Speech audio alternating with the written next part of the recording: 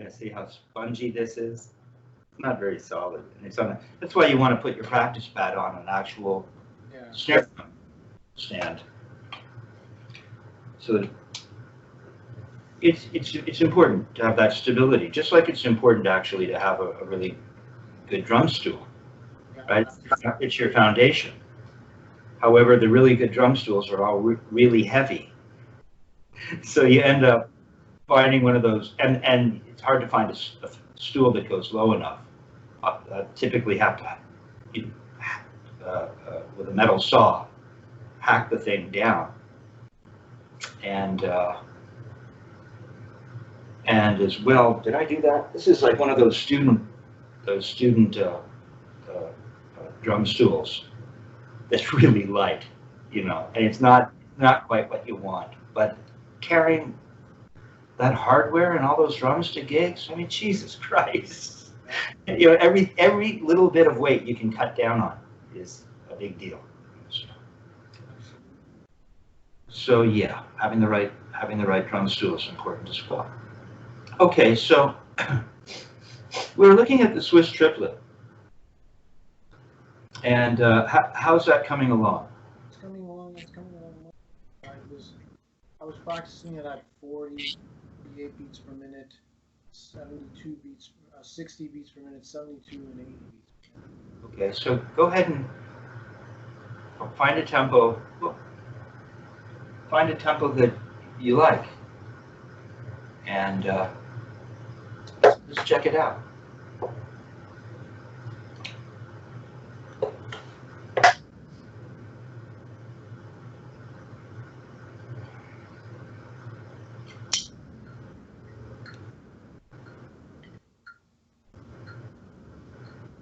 I got it at 60 beats per minute.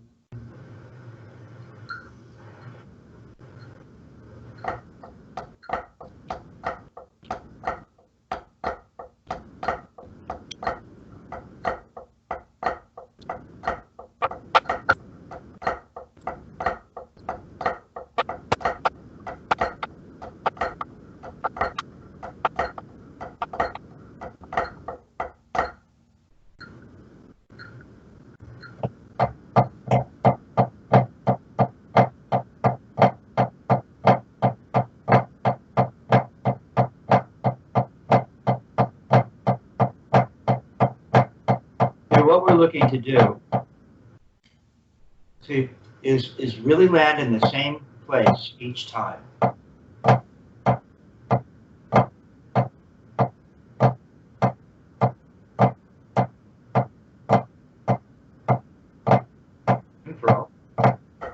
Right? But we're really looking for a very specific trajectory that ends up waiting at the floor. And so in your left, you were getting, we're doing something like, we're landing a little, a little bit towards what would be the other hand's playing area, and swiping across ever so slightly, something like that. Right? And the right was a little wobbly, right? We're trying to get this thing to follow a particular trajectory, and it's very smooth up and down. And you know, we've been working on following the stick, right? We've been introduced the idea of gravity, and we can play that way. As Richard Martinez says, there are two ways to come down. There is gravity, and there's muscular force.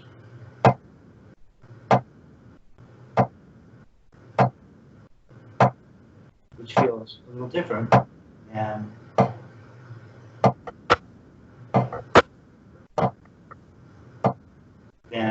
gravity, right?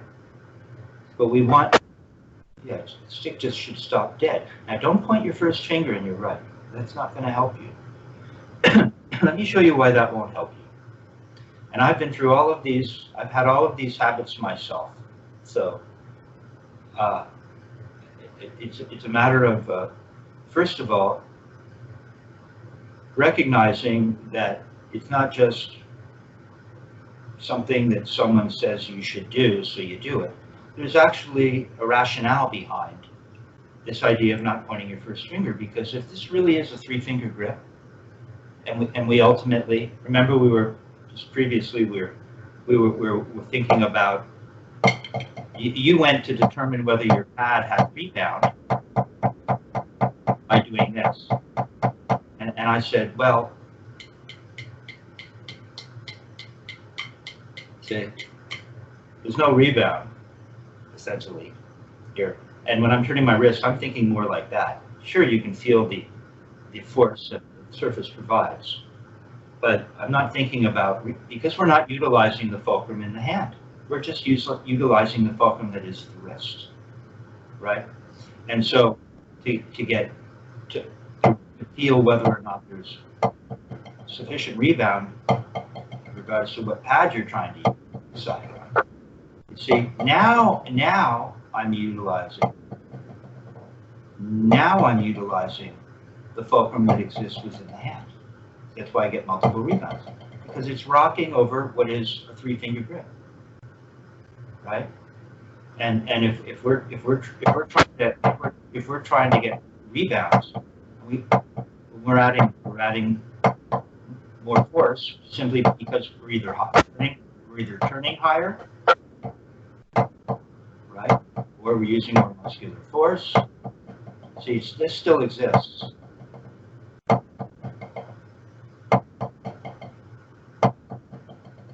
And now all we have is a three-finger grip, really.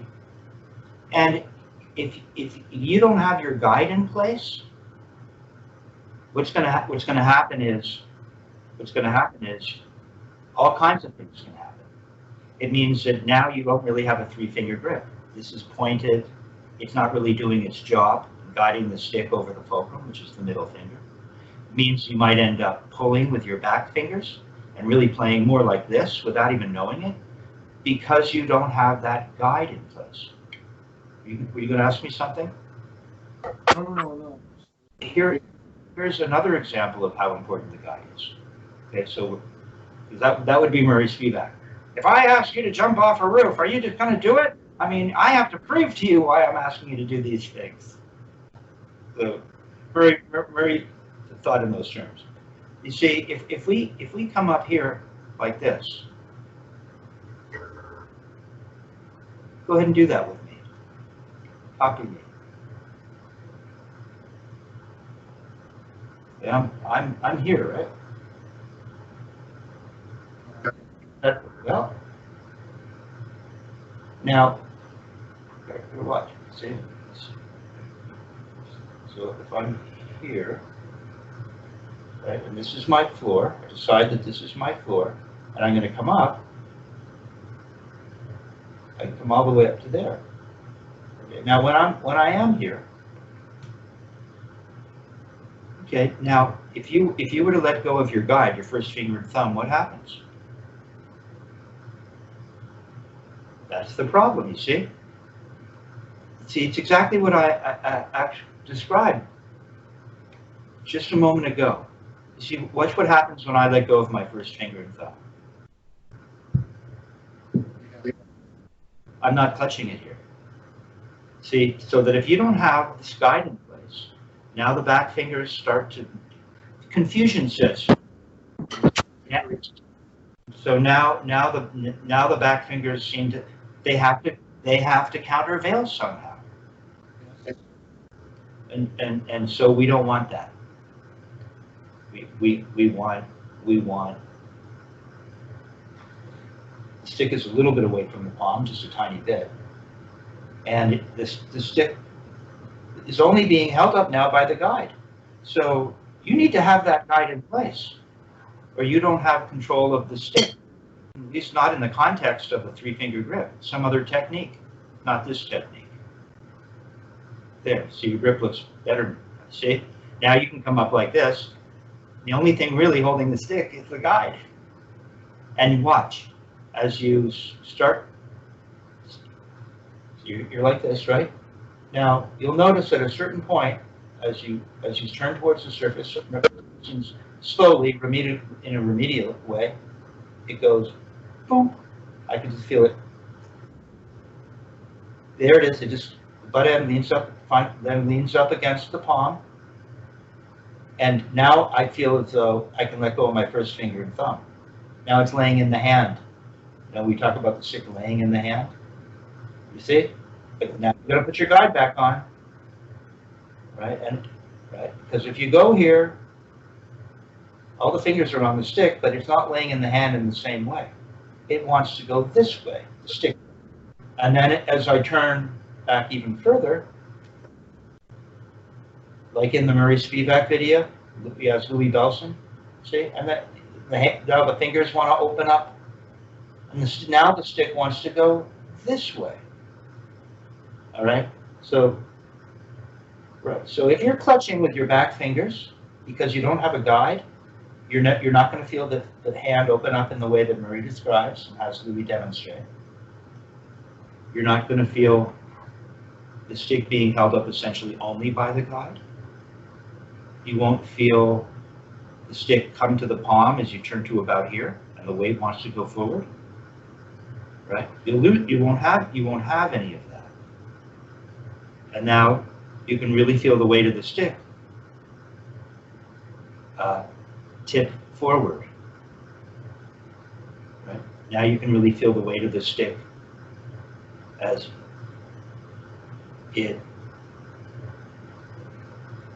opposed to being almost balanced, like you've seen baseball players do this. They can get this to happen, right? They take their baseball bat and they can balance it. The weight is going this way. Now there's no balancing the baseball bat. Now you've got the weight of the lever arm. You can feel it. It's different, you see? And so the grip has to be in place to accommodate all of those different positions with regards to this technique, or it's some other technique and it's accommodating in some other way. Okay, right, so you have that. And then, and so when we play the Swiss triplet, or when we play a wrist turn, we're looking for a certain stability. Go straight up and down. On my left, I'm a traditional player, almost exclusively, except when you go to you're playing a cross stick thing, and then suddenly you pick up the stick and you're not traditional, and then you want to go back and play the cross stick. But the basic principles still apply, right? In traditional, when I'm rotating, it's not a wrist turn, it's a rotation.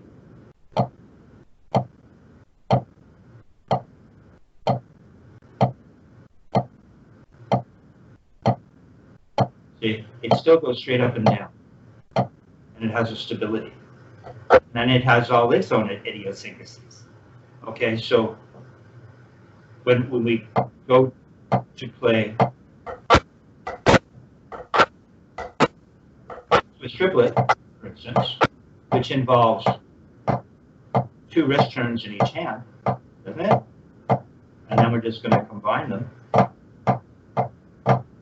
So you're getting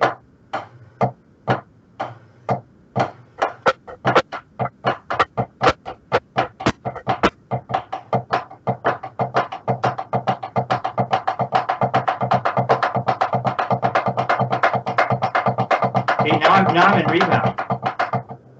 See, now I'm in the 3-finger grip rebound world. See, so you won't be able to get to that if you're pointing your first finger and not turning your wrist and allowing the fulcrum in the hand to be engaged. But right now we're on the wrist, so we're not using that fulcrum. You have to have the potential for that fulcrum in the hand at all times. Okay, so let's play the Swiss triplet again. Put the metronome on.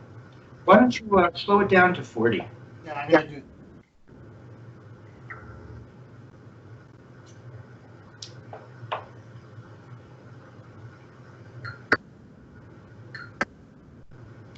See though, it's really just 2 notes in each hand, right? We talked about that, how we've taken the 2 notes that would be potentially, for instance, doubles, right? And we've done this so that you get clams. Clams.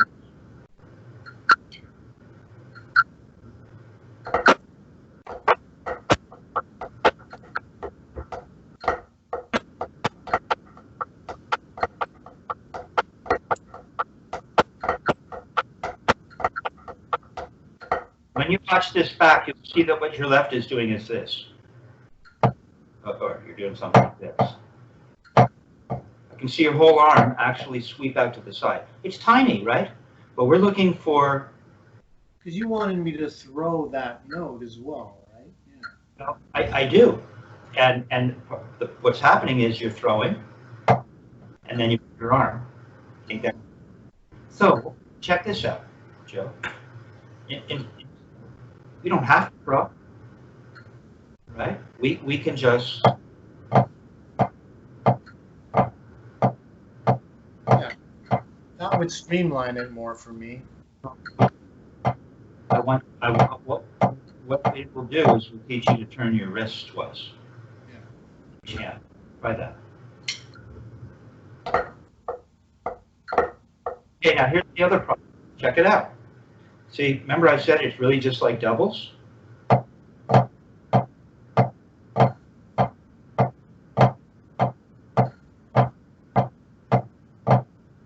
Right? See, my volume is the same for both turns, so that it could actually be, it's doubles.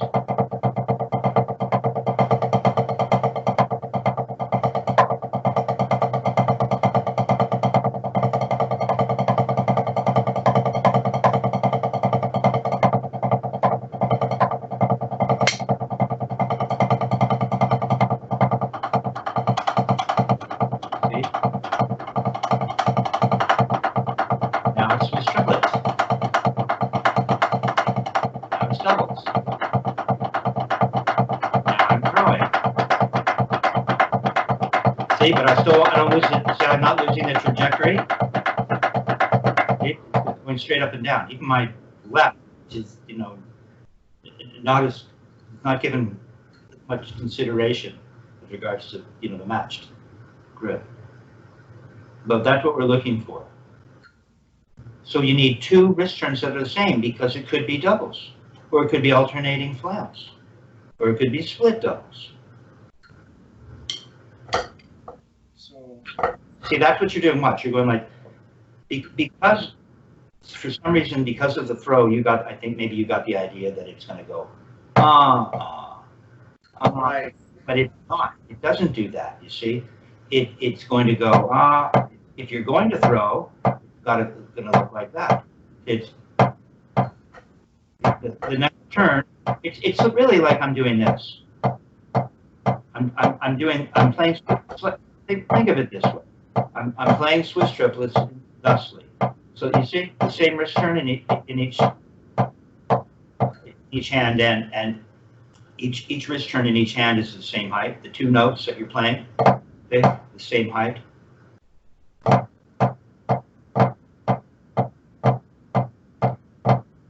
Okay, and then all I'm going to do is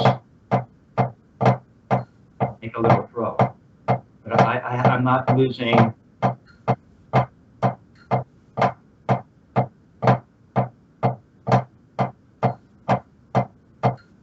It's still this. So go ahead and just try turning your wrist without making the throw, and just get that feeling. 2 wrist turns of the same height.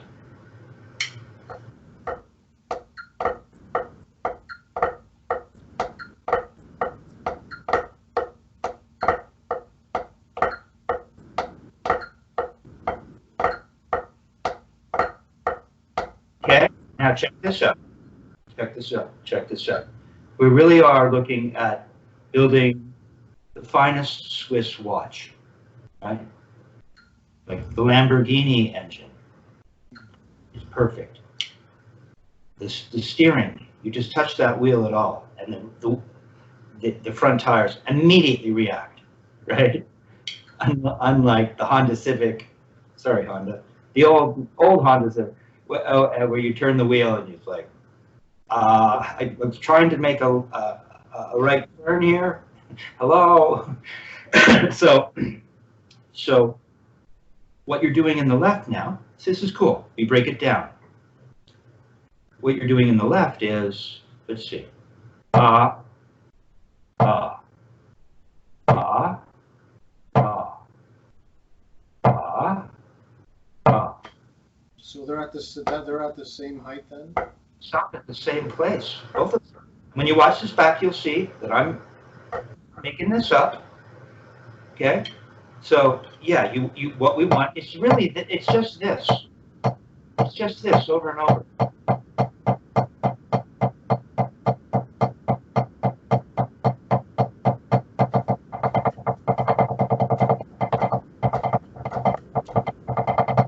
Just that over and over. See, each note, it comes to the same place. Over and over.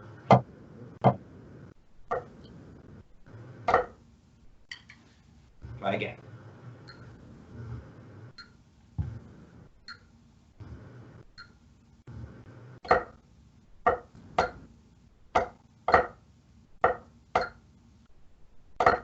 Play the Swiss triplet though. Don't make the first turn bigger. Just how high. Show me how high you're going to turn. That high. Yeah, I mean, I was turning just for demonstration purposes.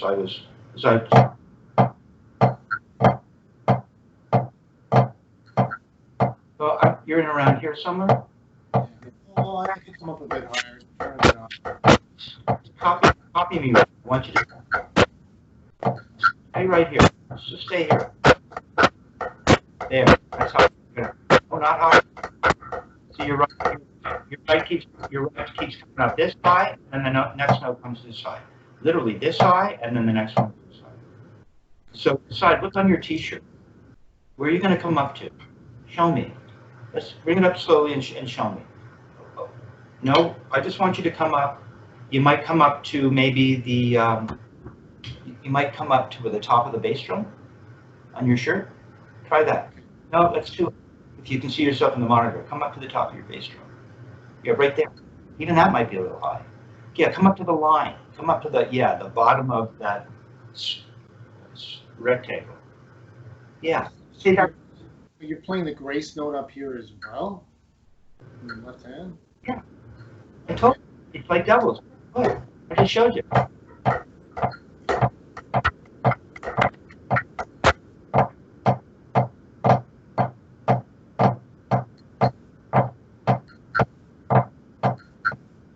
They're the same height. It's like doubles would be. That's why I play doubles for you. Look. See? That's how I think about it. Right, look how high your right's coming up. It's coming past the line, the top line on your shirt. Coming past the top line on your shirt. I want it to come to the bottom line. Try that. You're there. That's how high. There. Came up higher. Oh, it's put up higher every time. There it is. Better. Do this for me. Play doubles.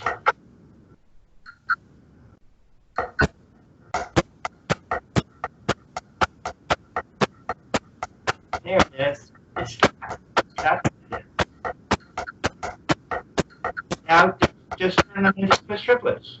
Just turn that into Swiss triplets. Don't change a thing other than the positioning of the two notes in each hand relative to one another. It's tricky. You might too high. Just think it's up. Because I'm used to playing that grace note like down here. Yeah, is that what we're doing? Here, what if we did this? How would we do this?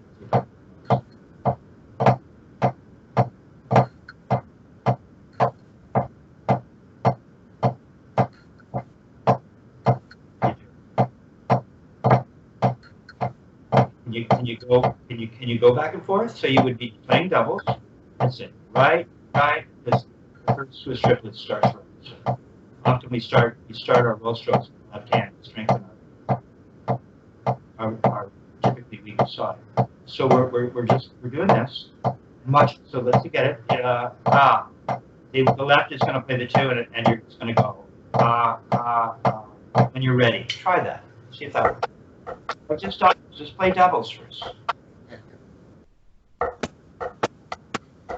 Look, if you see yourself in the monitor, you're coming up to that bottom yellow line.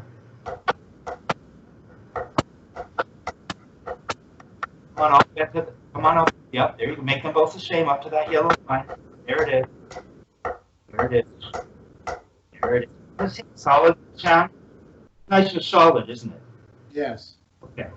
All you're doing is turning your wrist and holding the stick.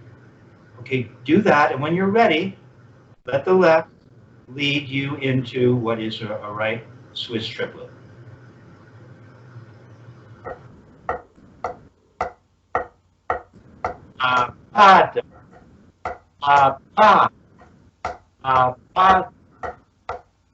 There it is. The right thing, same height. Oh, there it is. Go back to doubles.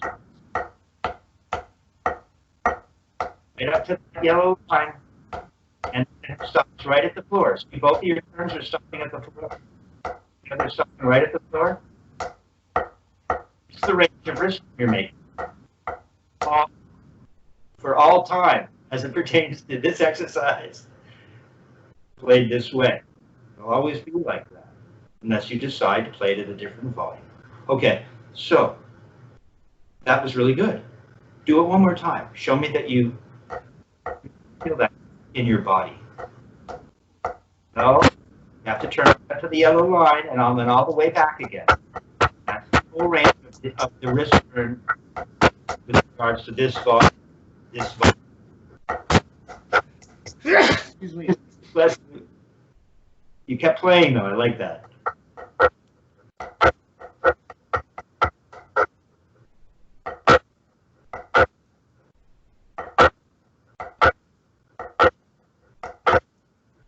You ready? Go into Swiss triplets.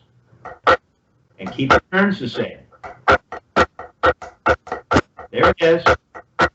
Don't go higher on your first note of the right. Right up to the yellow line, not any higher. Okay, the right wants to go higher. There it is. My screen's like, Both turns the same height. There it is. And listen to it. Joe, listen to it. Listen to what it sounds like. And once you hear that, that's what you want to hear over and over. Listen to the difference. Check it out. Listen. See if I can duplicate it.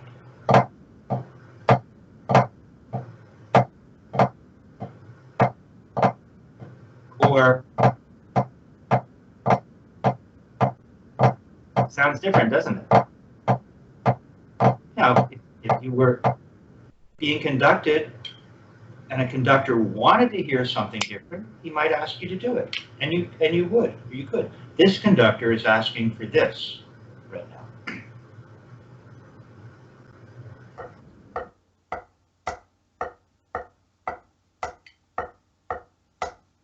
With the Swiss triplet. Okay, watch how I go into the Swiss triplet. I'm going like this. Right, right, left, left, right, right. And I know that when I play the left, I can go blah, blah, da, blah, da, da. But when I'm ready, I'll let the left lead me in. I'll play two lefts, da, blah, da, da, blah, da. Go ahead.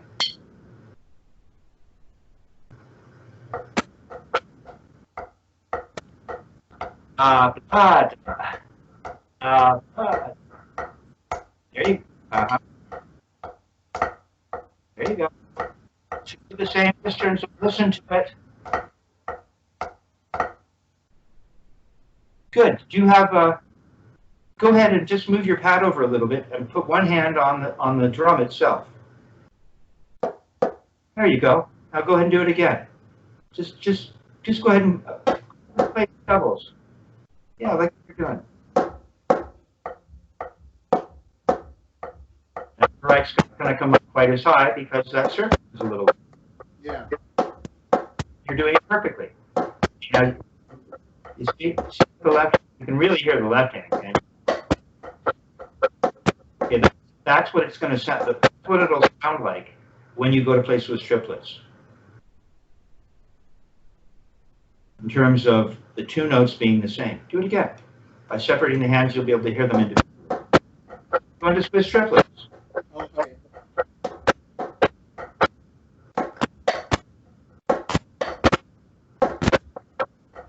Is it happening?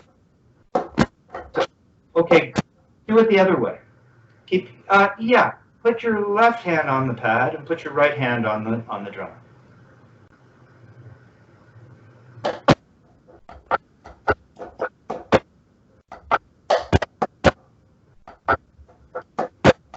Two drums in the right, same height. That's what it has to sound like when you go to play Swiss triplets. Okay? You can hear it. You fixed it, but your first one went like this. I went.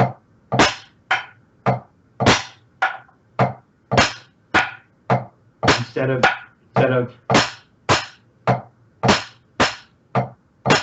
didn't change.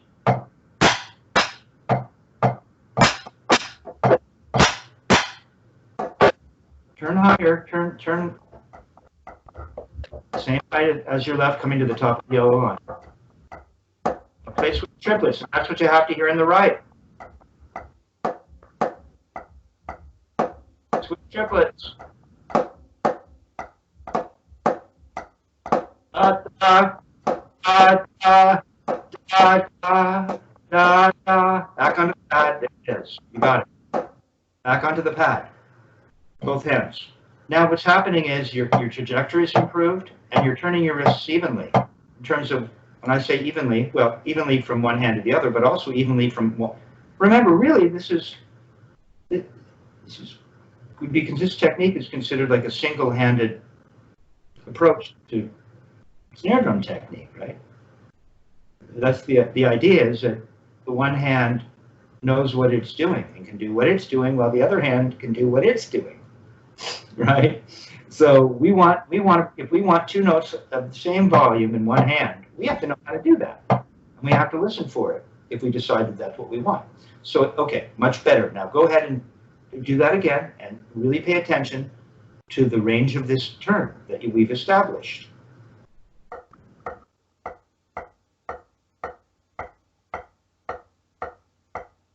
Now go ahead and switch triplets. Come up higher in the right for the first note.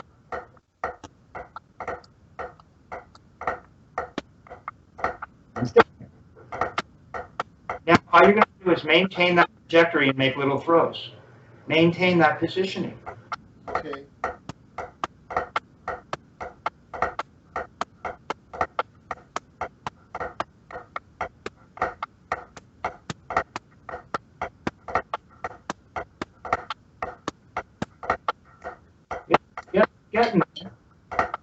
But now what we're looking for is, so if we're doing, let's see, so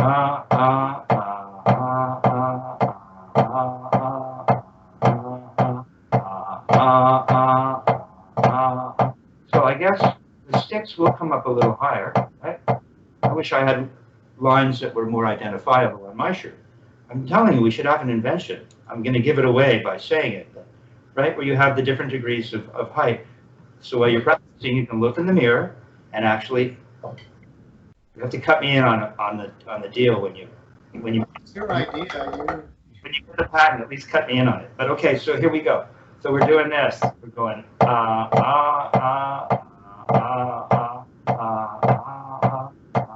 So see, sticks are coming up about high.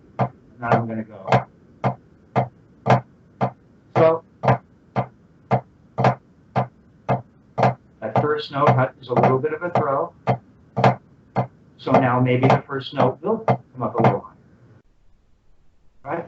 Because you're making a little bit of a throw, but not much. And then the second note has to be the same as when you weren't throwing. Okay, we're just going to introduce a little throw. And what we're looking to do is not really make an accent. So the first note will be just a tiny bit. You'll still get your little grace note, but it'll be different than what you thought it was. Okay? So they're not going to, once you start throwing in one hand, the propensity is that it might be a little loud. We're not looking for an accent, but we're looking to make this motion.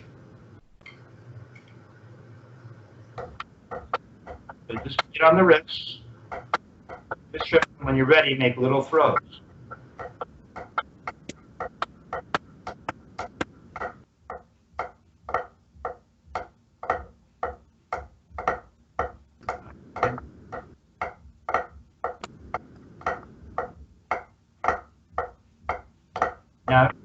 Now it's just ever so slightly. Your left is making a better motion than your right. Don't point your first finger. Don't lose your guide. Or there'll be confusion, and the stick will be wobbling around, and you'll be, as you go to speed up and require the fulcrum in the hand to accommodate the speed. Okay, so you want to break your wrist just a little bit in the right, just like you're doing in the left. Just like that, and then you make that little wrist turn. That's much different than just turning it for a regular wrist. Just a little one. We're not looking for a big accent. Just make the motion. Just make the motion. See, your throw's getting better. So see if you can add the throw now. Start with the Swiss triplets.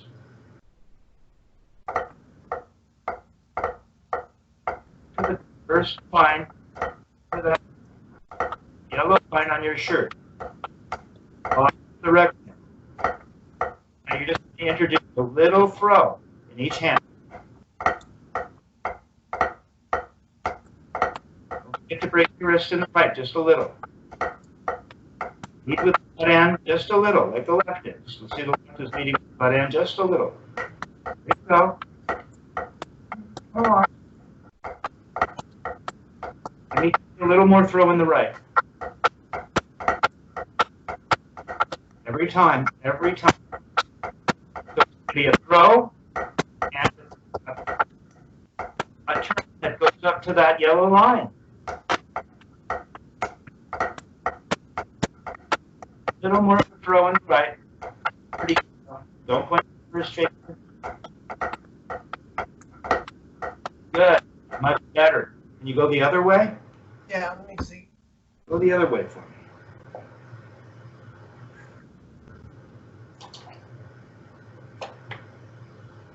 I'll start off with doubles, leading with the left hand.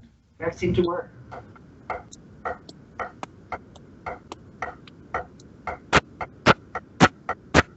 Oh. Good.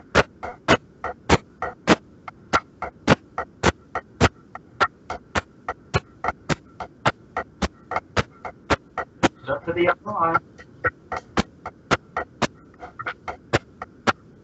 Good. Just introduce that with motion.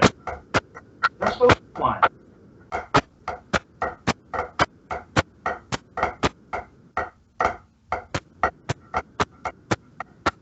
That's funny.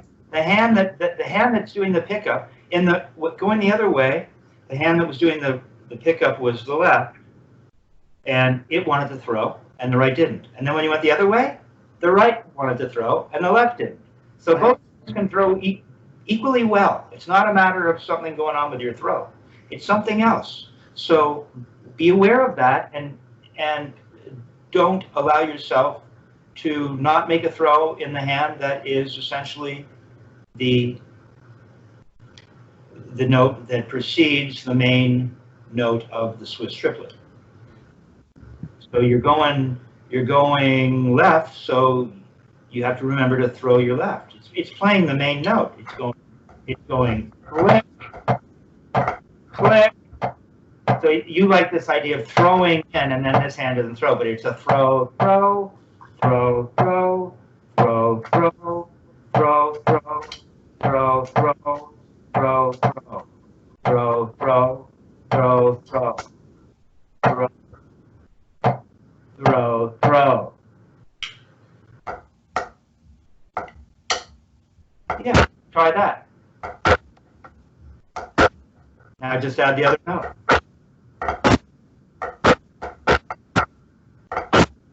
another way to do it. Now go back to throwing. Oh, throw. Oh, throw. Feel it in the left. Got to come up just like the right. Got to bend like the right. Nope. You're essentially just making a, yeah, there it is. There it is. Lead with the butt end. Lead with the butt end in the left, like you're doing in the right. You go up, leaving the beads down at, thank you, Richard Martinez, a fixed point in the universe.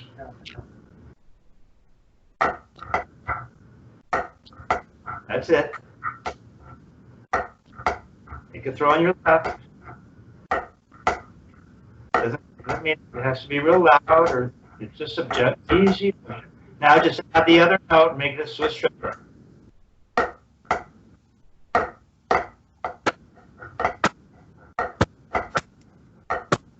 Don't forget the throw. Back to the throw. Remind yourself of what that throw feels like. Right? You want to remind yourself of what that throw feels like.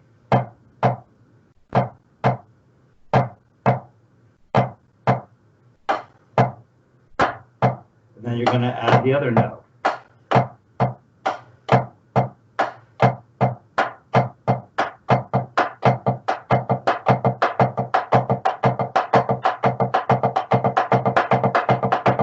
Pardon me, boy.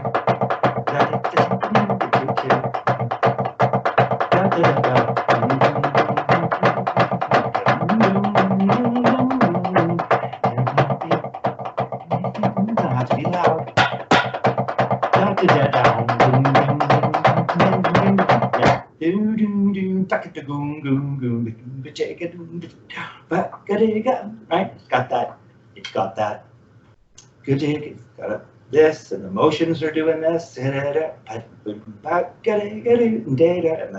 the body is moving similarly in terms of how you're moving your feet, and you get this nice dance going on. Okay, much better though.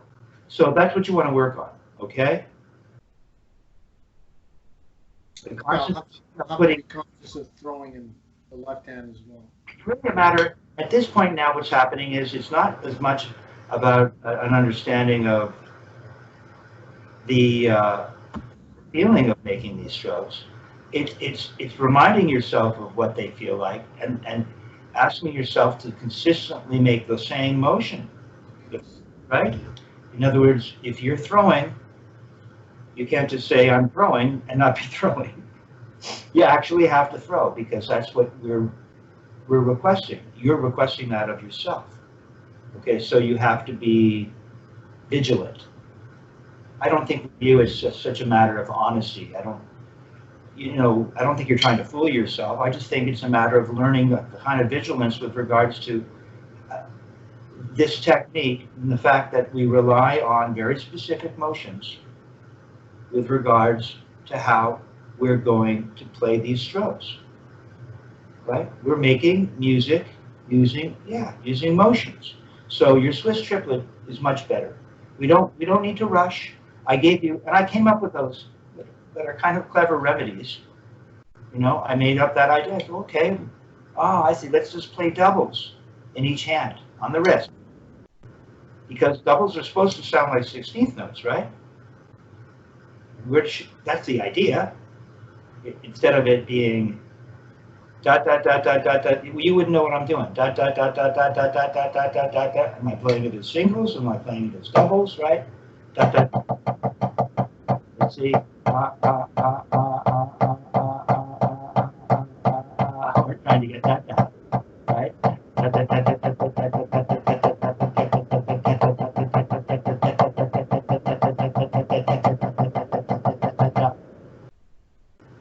And then when we go to play Swiss triplets, that feeling is, the idea is that now that you've had that feeling, all you have to do is maintain it and space the relationship of each of the two notes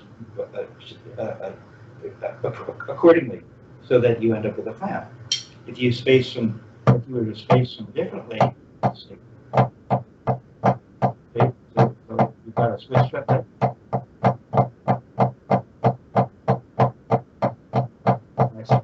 thusly, now we have clamps.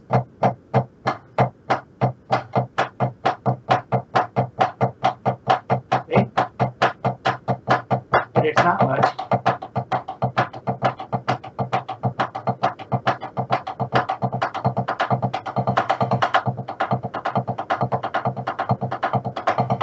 I'm playing doubles.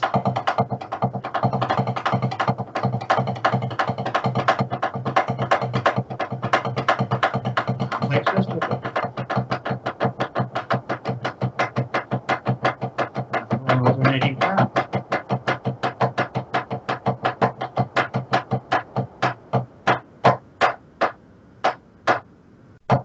Two notes in each hand. You're just moving them around, moving up how you're dividing them, how you're spacing the relationship between the two. Each hand playing two notes.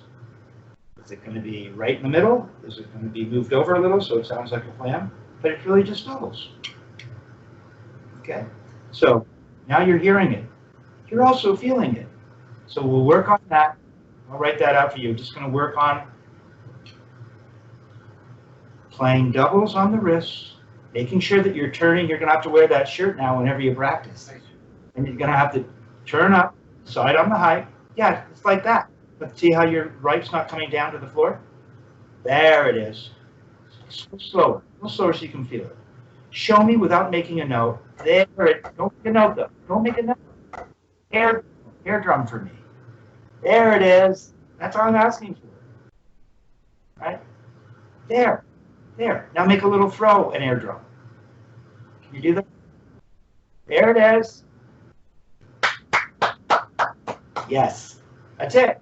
See? You're making motions. If I picked up your pad and moved it up a little bit, you'd be playing the strokes. And they'd be audible because now that we're making contact with a surface.